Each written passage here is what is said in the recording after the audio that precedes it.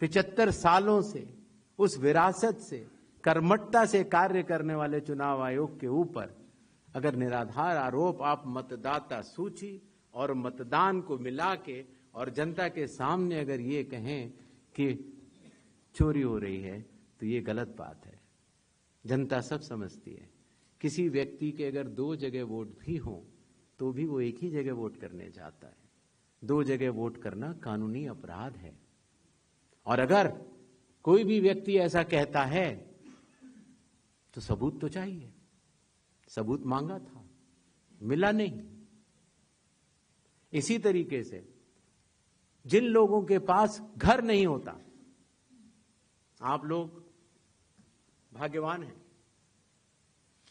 कई लोगों के पास घर नहीं होता लेकिन उसका नाम भी मतदाता सूची में होता है। और उसका पता क्या दिया जाता है? उसका पता वो जगह दी जाती है जहां वो व्यक्ति रात को सोने आता है। कई बार सड़क के किनारे, कई बार पुल के नीचे, या कई बार लैंप पोस्ट के किनारे। और फिर अगर यह कहा जाए कि वो फर्जी मतदाता है, ये हमारे गरीब मतदाताओं, बहनों, भाइयों और बुजुर्गों के साथ एक बहुत बड़ा खिलवाड़ है। 0 नंबर। आपको पता है इस देश में करोड़ों लोगों के घरों के पते के आगे 0 नंबर है। क्यों? क्योंकि पंचायत, म्यूनिसिपैलिटी, जिस घर में वो रहते हैं, उन्होंने उनका नंबर नहीं दिया। शहरों में अनऑथराइज्ड कॉलोनीज हैं जहां उनको नंबर नहीं है, तो वो अपने फॉर्म में क्या पता भरें? तो चुनाव आयोग के निर्देश कहते हैं अगर ऐसा कोई भी मतदाता इस देश में है, चुनाव आयोग उसके साथ खड़ा है और उसको नोशनल नंबर देगा। और चूंकि कंप्यूटर में जब उसको भरते हैं तो वो 0 दिखता है। इसका अर्थ ये नहीं है कि वो मतदाता नहीं है। मतदाता बनने की शर्तों में आपका पता इतना अनिवार्य नहीं है जितनी कि आपकी नागरिकता और आपके 18 वर्ष की आयु पूरा होना, और जितना कि आप उस बूथ के आजू बाजू में रहते हैं। इन अनिवार्यताओं के तहत ही आपका वोट बनता है। शिकायत के ऊपर जांच क्यों नहीं होती? इस सवाल का जवाब भी देना बनता है।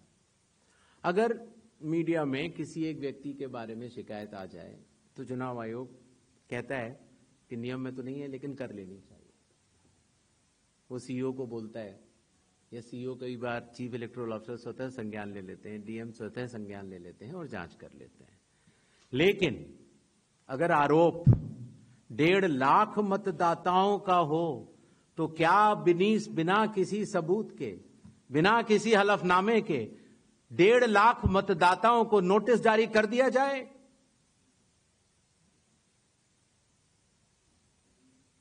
क्या यह न्याय संगत होगा?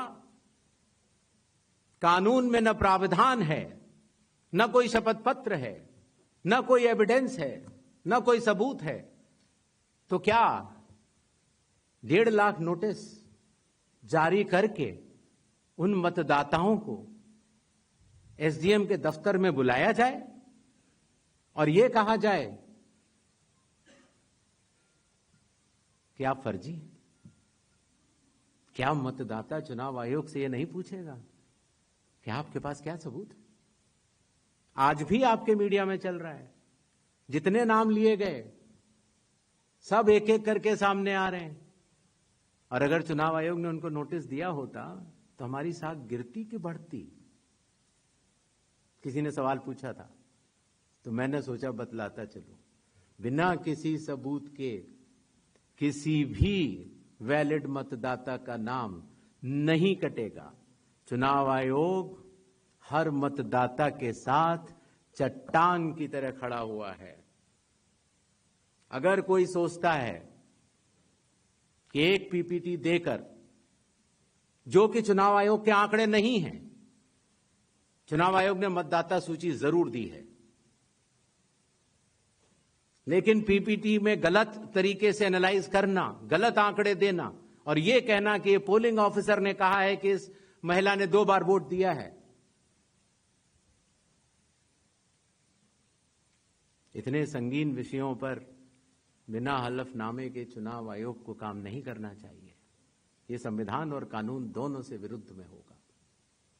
और यह भी मैं आपको बतलाना चाहता हूं कि ये सवाल जो आया था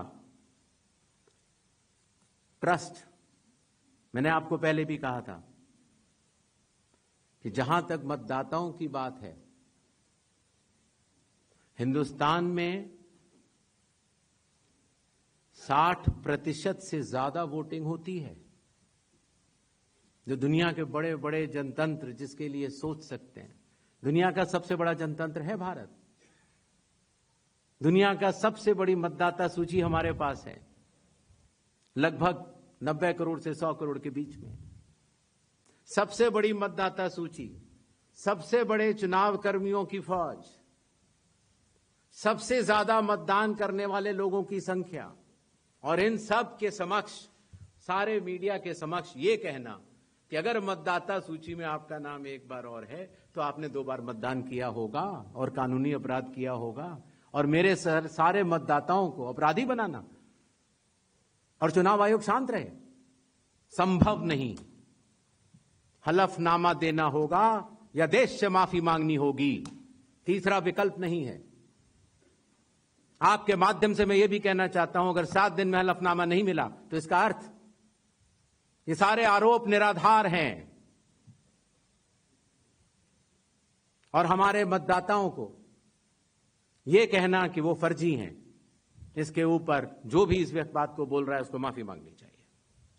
महाराष्ट्र में वोटर लिस्ट बढ़ी, समय रहते जब ड्राफ्ट सूची थी तो दावे और आपत्ति क्यों नहीं जमा कराए गए? जब रिजल्ट निकल आया तब याद आया कि ये गलत था, और एक भी मतदाता का नाम सबूत सहित आज तक चीफ इलेक्टोरल ऑफिसर महाराष्ट्र को नहीं मिला। चुनाव हुए 8 महीने हो गए। महाराष्ट्र में क्यों नहीं उच्चतम न्यायालय में चुनावी याचिका दायर की गई? फिर एक बात यह कही गई कि आखिरी घंटे में इतना मतदान कैसे? चुनाव आयोग ने जवाब दिया था और आप सबने लिखा भी था कि अगर 10 घंटे मतदान होता है तो हर घंटे 10% का औसत होता है। आखिरी घंटे में 10% से कम मतदान हुआ। तो यह बात कैसे कही जा रही है? ऐसा नहीं होता कि किसी भी बात को अगर आप 10 बार बोलते रहें, 20 बार बोलते रहें तो सच हो जाए। सच सच होता है और सूरज पूरब में ही उगता है, किसी के कहने से पश्चिम में नहीं उगा करता। ताज़ा खबरों से जुड़े रहने के लिए हमारे चैनल को सब्सक्राइब करें और बेल आइकन को दबाना ना भूलें, ताकि हर खबर की नोटिफिकेशन आपको मिलती रहे।